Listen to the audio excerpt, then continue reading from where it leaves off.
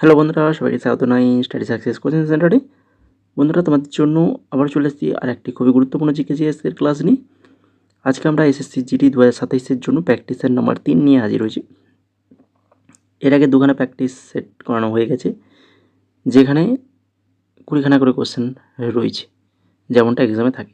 তো সেরকমই বাছাই করা 20খানা কোশ্চেন নিয়ে এসেছি। তো সবাই একদম ফার্স্ট থেকে লাস্ট অব দি ক্লাসটা দেখো। প্রত্যেকটা কোশ্চেন কিন্তু ব্যাখ্যা সহ আলোচনা করা হবে। আগের ক্লাসগুলো যারা দেখোনি তো অবশ্যই দেখে নেবে, ডেসক্রিপশানে তার লিঙ্ক রয়েছে, প্লেলিস্ট করে দিয়েছি। এসএসসি এমটিএসের জন্য ক্লাস চলছে, তারও লিঙ্ক তোমরা এই ক্লাসের ডেসক্রিপশানে পেয়ে যাবে। এবং টপিক ওয়াইজ এসএসসি এক্সামের জন্য, শুধুমাত্র এসএসসি এক্সামের জন্য টপিক ওয়াইজ ক্লাস করিয়েছি, তারও প্লেলিস্ট রয়েছে। সেই টপিকগুলো কিন্তু একদম ইম্পর্ট্যান্ট টপিক, যেগুলো থেকে এক্সামে কোশ্চেন আসে। তো সেই সকল টপিক থেকে কোশ্চেনগুলো আলোচনা করা হয়েছে একদম বিস্তারিতভাবে। তো সেগুলো যারা দেখোনি, যদি দেখতে চাও দেখে নাও। তো চলো শুরু করি আজকে ক্লাসের ফার্স্ট কোশ্চেন, যেটা রয়েছে, গুরু গোবিন্দ সিং কর্তৃক খালসা পন্থ প্রতিষ্ঠার সময় দীক্ষিত প্রথম 5জন শিখ কী নামে পরিচিত? গুরু গোবিন্দ সিংজির কর্তৃক খালসা পন্থ প্রতিষ্ঠার সময় দীক্ষিত প্রথম 5জন শিখ কী নামে পরিচিত? সঠিক অ্যান্সার হবে কি না? সঠিক অ্যান্সার হবে অপশান নাম্বার এ, পঞ্জ পেয়ারে হয়ে যাবে সঠিক আনসার। 1699 সালে বৈশাখীর দিনে গুরু গোবিন্দ সিং আনন্দপুরে সাহিবে খালসা পন্থ প্রতিষ্ঠা করেন। তিনি যে 5জন বিশ্বস্ত অনুগামীকে প্রথম অমৃত দিয়ে দীক্ষিত করেছিলেন তাদের পঞ্চ পেয়ারে বা 5 প্রিয় পাত্র বলা হয়।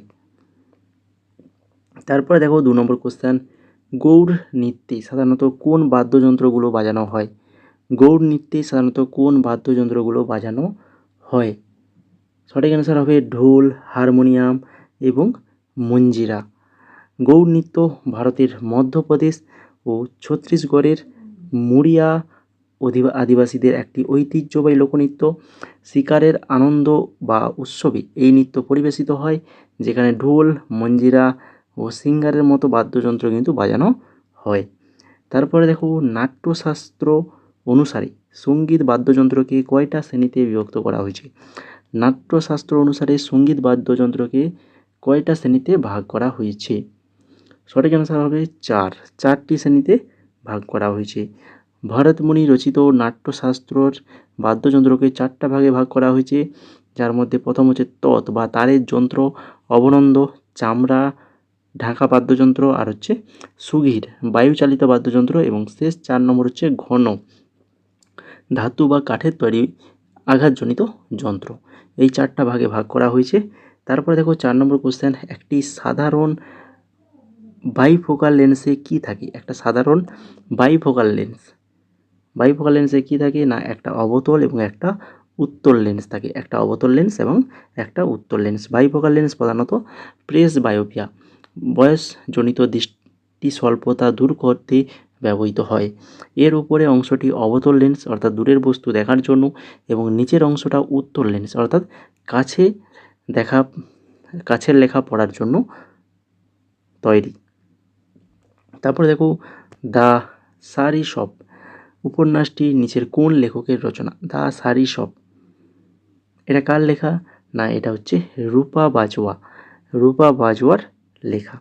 2004 সালে প্রকাশিত রূপা বাজওয়ার এই প্রথম উপন্যাস কমনওয়েলথ রাইটার্স প্রাইজ এবং 2006 সালে সাহিত্য একাডেমি পুরস্কার লাভ করে। পরবর্তী কোশ্চেনে যাওয়ার আগে তোমাদেরকে বলি, তোমরা যারা এসএসসি এমটিএস দেবে বা এসএসসি জিডি দেবে, তো তোমাদের জন্য কিন্তু খুবই গুরুত্বপূর্ণ নোটস আমরা রেডি করেছি। এমটিএসের জন্য তোমরা প্রিভিয়াস ইয়ার প্লাস ইংলিশ এবং জিকের ফুল নোটস পেয়ে যাবে। জিকের previous year topic wise, current affairs এবং প্র্যাকটিস সেট। আর তোমরা যারা জিডি দেবে, জিডির জন্য তোমরা এই দুটো পিডিএফ, টপিক ওয়াইজ জিকে এবং ইংলিশে যে দুটো পিডিএফ রয়েছে, এই দুটো তোমরা পিডিএফ কিন্তু সংগ্রহ করে নাও। এখান থেকে কিন্তু কোশ্চেন একদম হুবহু কমন পেয়ে যাবে।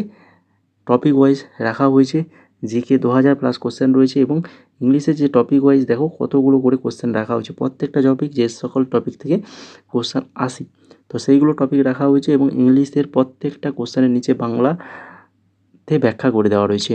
এই হচ্ছে আমাদের হোয়াটসঅ্যাপ নাম্বার। যদি পিডিএফ নিতে চাও তো আমাদের এই হোয়াটসঅ্যাপ নাম্বারে আমাদেরকে মেসেজ করো। তো চলো দেখে নিই পরবর্তী 6 নম্বর কোশ্চেন।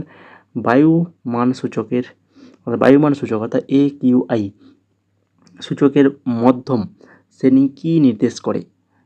মধ্যম শ্রেণী কী নির্দেশ করে? বায়ুমান সূচকের মধ্যম শ্রেণী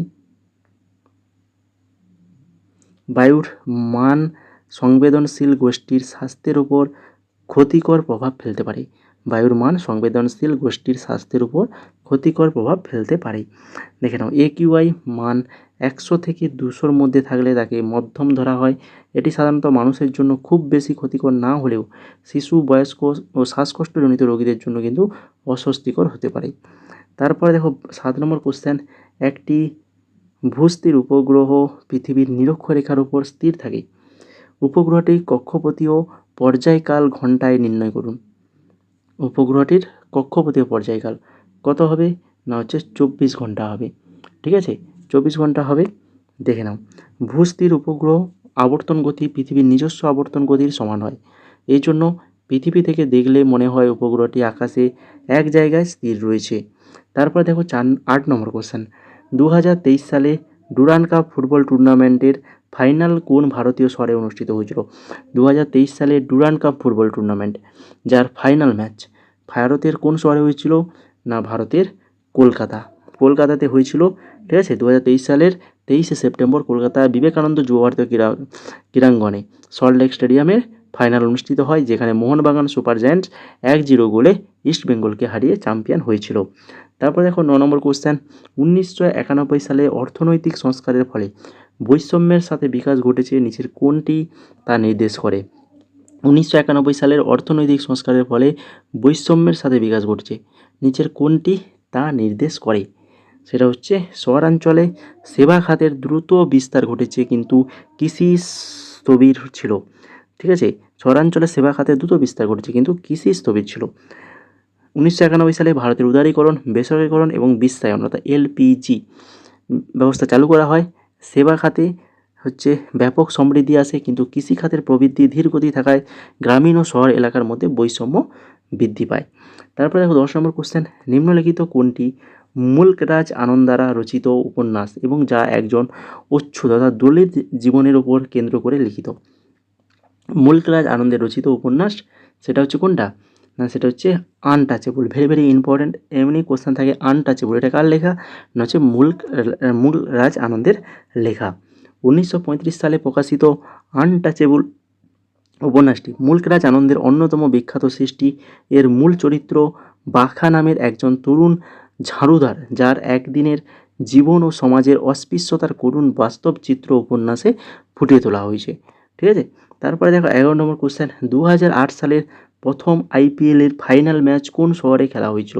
2008 সাল প্রথম IPL ম্যাচ, যেখানে ফাইনাল ম্যাচটা খেলা হয়েছিল কত সালে? আরে কোন শহরে হয়েছিল? কোন শহর? সেটা হচ্ছে নবী মুম্বাইতে হয়েছিল 2008 সালে 1 জুন। প্রথম IPL ফাইনাল ম্যাচটি নবী মুম্বাই DY পাটিল স্টেডিয়ামে অনুষ্ঠিত হয়েছিল। এতে রাজস্থান রয়্যালস 3 উইকেটে চেন্নাই সুপার কিংসকে হারিয়ে প্রথম কিন্তু IPL ট্রফি জেতে। তারপর দেখো, কোন মৌলিক অধিকারটি সংখ্যালঘুদের শিক্ষা প্রতিষ্ঠান স্থাপন ও পরিচালনার অধিকার রক্ষা করে? কোন মৌলিক অধিকারটি সংখ্যালঘুদের শিক্ষা প্রতিষ্ঠান স্থাপন এবং পরিচালনার অধিকার রক্ষা করে? না সেটা হচ্ছে অনুচ্ছেদ 30। অনুচ্ছেদ 30 হয়ে যাবে সঠিক অ্যান্সার। ভারতীয় সংবিধানের 30 নম্বর অনুচ্ছেদ অনুযায়ী ধর্মীয় ও ভাষাগত সংখ্যালঘুদের নিজস্ব শিক্ষা প্রতিষ্ঠান স্থাপন ও পরিচালনার অধিকার দেওয়া রয়েছে। অন্যদিকে অনুচ্ছেদ 29 সংখ্যালঘুদের ভাষা, লিপি, সংস্কৃত ও সংরক্ষণের অধিকার প্রদান করে। তারপরে দেখো 13 নম্বর কোশ্চেন। ভাংরা সঙ্গীতে কোন বাদ্যযন্ত্রটি সব থেকে বেশি ব্যবহৃত হয়? ভাংরা যেটা সব থেকে বেশি যে যন্ত্র ব্যবহার করা হয় সেটা হচ্ছে কি ঢোল ব্যবহার করা হয়। পাঞ্জাবের ঐতিহ্যবাহী লোকনৃত্য সঙ্গীত ভাংরা মূল প্রাণ হলো বড় কাঠের তৈরি বাদ্যযন্ত্র ঢোল। বৈশাখী উৎসব এবং বিভিন্ন আনন্দের উৎসবে এই উদ্দীপনায় তাল বাজানো হয়। তারপর দেখো হারপার লি রচিত পুলিৎজার পুরস্কার বিজয়ী কোন উপন্যাসটি আমেরিকার দক্ষিণে বর্ণবাদ ও সামাজিক অন্যায় নিয়ে রচিত? হারপার লি রচিত পুলিৎজার পুরস্কার বিজয়ী কোন উপন্যাস? না সেটা হচ্ছে to kill a mockingbird, to kill a mockingbird. 1960 সালে প্রকাশিত to kill a mockingbird উপন্যাসটির জন্য হারপার লি 1961 সালে পুলিৎজার পুরস্কার পান। উপন্যাসটিতে শ্বেতাঙ্গ আইনজীবী অ্যাটিকাস ফিঞ্চের এক কৃষ্ণাঙ্গ যুবকের হয়ে আইনি লড়াইয়ের গল্প বলা হয়েছে। তারপরে 15 নম্বর কোশ্চেন, মানব চোখে ছানি চিকিৎসার জন্য সাধারণত কোন পদ্ধতি ব্যবহার করা হয়? ছানি যদি হয় তখন কিন্তু সেটাকে সার্জারি করতে হয়, অস্ত্রোপচার করতে হয়। ঠিক আছে, ছানি পড়ার হলো চোখের প্রাকৃতিক লেন্স ঘোলা হয়ে যাওয়ার সমস্যা। অস্ত্রোপচারের মাধ্যমে অস্বচ্ছ লেন্সটি বের করে সেখানে কৃত্রিম ইন্ট্রাকুলার লেন্স IOL প্রতিস্থাপন করাই এর একমাত্র স্থায়ী চিকিৎসা। তারপরে 2022 সালে বেইজিং কততম ব্রিক্স শীর্ষ সম্মেলন আয়োজিত হয়েছিল? ঠিক আছে, বেইজিংয়ে কততম ব্রিক্স সম্মেলন হয়েছিল 2022 সালে? না, সেটা হচ্ছে 14তম। কততম? 14তম। 2022 সালে 23 থেকে 24 জুন চীন ভার্চুয়ালি 14তম ব্রিক্স শীর্ষ সম্মেলন আয়োজন করেছিল। 17 নম্বর, সম্রাট অশোকের জীবনের কোন ঘটনাটি একটি মোড় পরিবর্তনকারী ঘটনা যা তাকে ধর্ম গ্রহণের অনুপ্রাণিত করেছিল? সম্রাট অশোকের জীবনের কোন ঘটনাটি? না, সেটা হচ্ছে কলিঙ্গ যুদ্ধ। কলিঙ্গ যুদ্ধের পরেই কিন্তু তিনি তার এই ধর্মগ্রহণে যে অনুপ্রাণিত হয়েছিল এই যুদ্ধের মর্মান্তিক ঘটনা দেখে। 261 খ্রিস্টপূর্বাব্দে সাংঘাতিক কলিঙ্গ যুদ্ধের ভয়াবহ রক্তপাত দেখে সম্রাট অশোক অনুশোচনায় দগ্ধ হন এবং অহিংসার পথ বেছে নিয়ে বৌদ্ধ ধর্ম গ্রহণ করেন।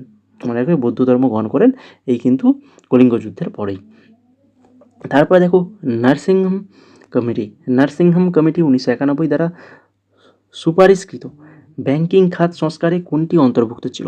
ব্যাংকিং খাত সংস্কারে যেটা অন্তর্ভুক্ত ছিল সেটা হচ্ছে কি না, সেটা হচ্ছে উপরে সবগুলো, অর্থাৎ কি দেখো, মূলধন পর্যাপ্ত মানদণ্ড, সুদের হার নিয়ন্ত্রণ মুক্ত করা, আর হচ্ছে অকার্যকর সম্পত্তি কমানো সবগুলোই। 1991 সালে নার্সিংহোম কমিটির নেতৃত্বে ভারতীয় ব্যাংকিং ব্যবস্থাকে আধুনিকীকরণ ও দক্ষ করার জন্য সুদের হার মুক্ত করা, NPA কমানো এবং বেসেল মানদণ্ড অনুযায়ী মূলধন পর্যাপ্ত নির্ধারণের প্রস্তাব দেওয়া হয়। 19 নম্বর কোশ্চেন, চোল প্রশাসনের উড়ের প্রধান কাজ কী ছিল? উড়ের প্রধান কাজ কী ছিল চোল প্রশাসনে? না, প্রধান কাজ ছিল হচ্ছে গ্রাম স্তরে শাসন।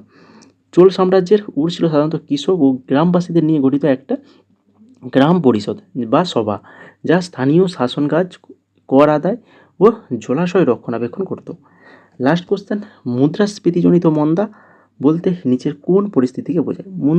মুদ্রাস্ফীতিজনিত মন্দা সেটাকে নিচের কোন পরিস্থিতিকে বোঝায়? না, সেটা হচ্ছে কোনটা? এই যে মুদ্রাস্ফীতি প্লাস বেকারত্ব। ঠিক আছে, মুদ্রাস্ফীতি প্লাস বেকারত্ব, অর্থনৈতিক যে মন্দা সেটা করলে মুদ্রাস্ফীতিজনিত মন্দা হবে।